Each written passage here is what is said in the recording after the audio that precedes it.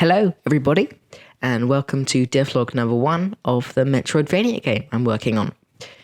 I'm Logical Octopus, and today I'm going to give you an overview of everything in the game so far, and then I'll show you what I've been working on in the past month. The game starts with the player falling into a cage in a green area called the Sin's Bog. They will explore around a bit, meet some mysterious NPCs, get hopelessly lost according to my playtesters, and hopefully eventually find their way to a lake of blood called, creatively enough, the Blood Lake. After sailing across this lake, they will explore around a bit more, probably find a few pathways that they can't access yet, and then find the first boss, the Barbarian Chief. After defeating it, they'll then have access to a double jump and 2 new areas, the steampunky City of Steam and the Purple Soul Yard. In the Soul Yard, they can find the Despairing Phantom, beat it up, and obtain a dash. The player can then use that dash to get into a new part of the City of Steam called the Facility. After that, they will then find a boss called the Titanium Titan, and after defeating it, they can get an arcane beam, which is, for all intents and purposes, a gun.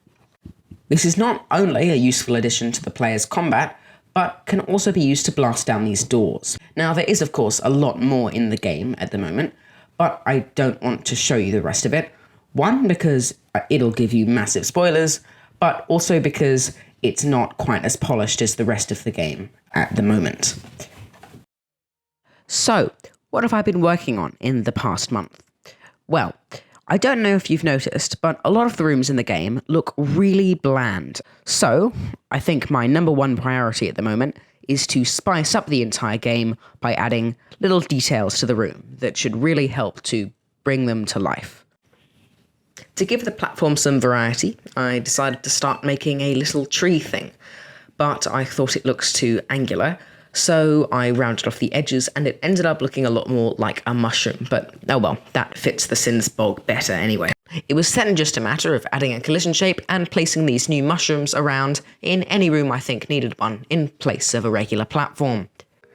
I then decided to improve the game's saving system a little by making geists, which is basically this game's version of mana, carry between rooms, and also creating these cool lanterns, which work a lot like the benches in Hollow Knight and the bonfires in Dark Souls, in that they save your progress when you use them.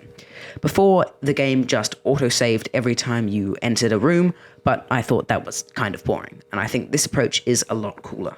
I then spent about a week just placing stalactites, stalagmites, little mushrooms, all kinds of decorations all around the room, just to help them to feel a lot more detailed and not like the same tile map used over and over again. I think it really helped, although it is a tediously long process. Even one room takes me about half an hour at minimum. It is very rewarding though, seeing a room go from something boring to something that I actually like looking at. Another cool trick I found to add detail is that I can make a copy of the platform's tile map, move it into the background, and darken it a bit to make background details to give the world some 3-dimensionality, which of course worked first time without any bugs. I then took a small break from decorating to work on adding some lore to the sulfur pits, which is an area I haven't mentioned up until now since it's entirely optional. Essentially, it's a hellscape that will burn both you and your PC using completely unnecessary amounts of fire particle effects. But that's besides the point. Lore is my specialty, so this was quite fun. I then did some more decorating and decided to add some background particles to give the world some more motion and life.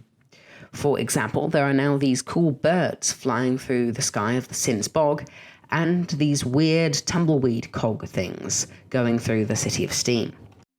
I also added a couple more minor decorations, like these statues in the backgrounds of some rooms, and some fog, which again really helps to make the rooms feel less static. I also did a bit of work on the permadeath mode called Pactless mode, where when you die, you go all the way back to the very start of the game. I had to make this a worthwhile trade-off. So in packless mode, you get a lot more lore and story that you wouldn't have gotten otherwise.